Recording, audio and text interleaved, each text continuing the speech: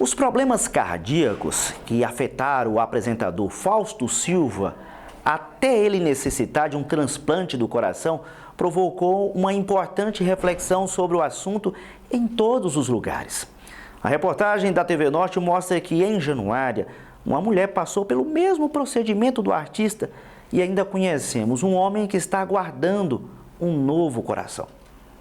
Maria Neves Antunes de Souza está viva por causa de um segundo coração que ela recebeu após um transplante.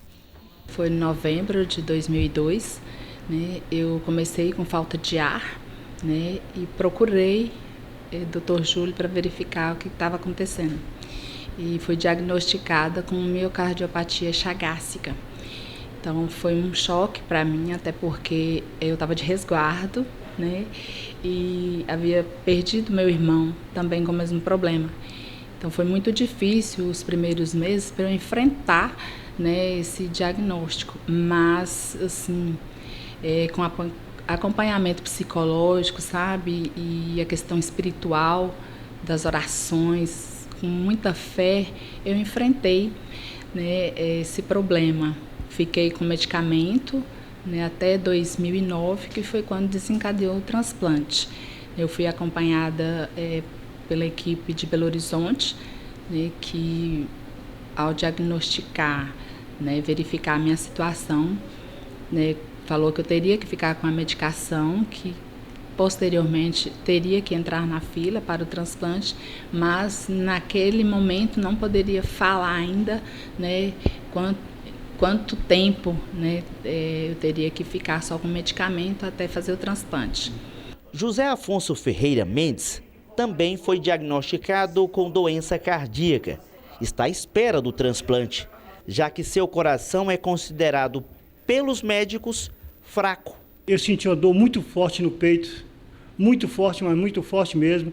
Segundo os médicos, ele hoje funciona só 30%. Só 30%.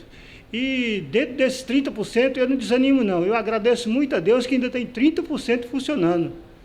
Neves, transplantada há quase 15 anos, e Afonso à espera de um novo órgão. Os dois são pacientes do cardiologista Júlio César Silveira. O médico explica o que leva uma pessoa a passar por um transplante. Sempre que o paciente tem uma força de contração do músculo abaixo de 50%, a gente já deve ter um acompanhamento dele pelo menos anual. E se essa força de contração chega abaixo de 40%, 35%, a gente chama isso já de uma miocardiopatia importante e que pode evoluir para um transplante num período de tempo. Então a gente orienta essa pessoa a nos procurar com mais frequência. Se essa pessoa com toda a medicação estiver descompensando, estiver às vezes passando muito mal, falta de ar, tendo que internar, barriga d'água, que é ascite, aí a gente já começa a pensar no transplante de coração. A transplantada explicou como está vivendo depois do procedimento. Eu saí assim de um quadro de total dependência, né? Eu cheguei ao ponto que eu não andava, eu não conseguia conversar, eu não tinha forças para falar. E passei por um quadro de total independência, né? Hoje eu faço tudo, graças a Deus, desde os afazeres domésticos, né? Como voltei a trabalhar na empresa, né? Faço atividade física. Então, assim, graças a Deus, tem as intercorrências, né? Os primeiros anos foram difíceis, né? Eu tive várias internações, porque eu tive problema de rejeição. Mas, assim, volta toda a energia, volta a força, né?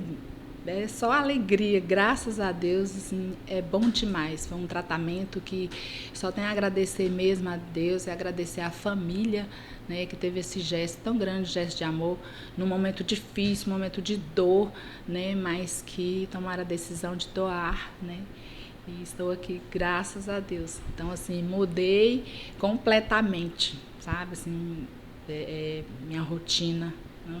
Hoje eu faço de tudo. E o que pensa aquele que aguarda o momento para viver melhor? Ele não pode desanimar. Eu sempre falo, a gente tem que levantar a cabeça e olhar para cima, porque se nós baixarmos a cabeça, as coisas ficam pior. Então vamos caminhar firme, alegre, como se nada tivesse acontecendo e levando com seriedade a doença, mas não baixando a cabeça para ela. Diante do especialista, aproveitamos para saber como o Fausto Silva conseguiu ser o primeiro da lista em pouco tempo para o transplante. Ele foi beneficiado no sentido de que ele ganhou um transplante, se Deus quiser, um grande artista, vai voltar a viver e conviver com a gente. Mas não houve benefício, porque os critérios são bem rígidos e estabelecidos pelo SUS. Agora o Fausto Silva entrou na lista de prioridades, como nós temos uma amiga aqui transplantada, que também entrou na lista de prioridades, que um dos critérios de prioridades é a gravidade do quadro. Então, em função da gravidade do quadro do Faustão e dessa nossa paciente que está aqui hoje, eles estavam na dependência de medicamentos na veia. Então, eram pacientes que precisam de um transplante com certa urgência. Então, eles entraram na fila de prioridades. E pelo que noticia tudo aí, pelos boletins médicos, o Faustão era o segundo dessa lista de prioridade. E o primeiro estava com um processo infeccioso, que é uma das contraindicações para um transplante. Você não pode ter nenhum grau de infecção no dia do seu transplante. Ele ainda fez outra observação importante. O paciente precisa ser compatível com o órgão do doador. Por isso que são feitos todos esses exames de sangue e o teste genético. Na hora que aparece um doador, as características daquele doador são jogadas no sistema. Se tiver 20 lá, o próprio sistema seleciona esse que seriam as pessoas, 4, 5 pessoas, o sistema pode selecionar que estariam aptas a receber aquele coração. Ele ainda ressaltou a importância da doação de órgãos, que muitas vezes pode sim salvar vidas. Destaca, Dr. Júlio. Doar é um ato de amor, não tem porquê a gente levar órgãos importantes sabendo que poderiam beneficiar tantas pessoas.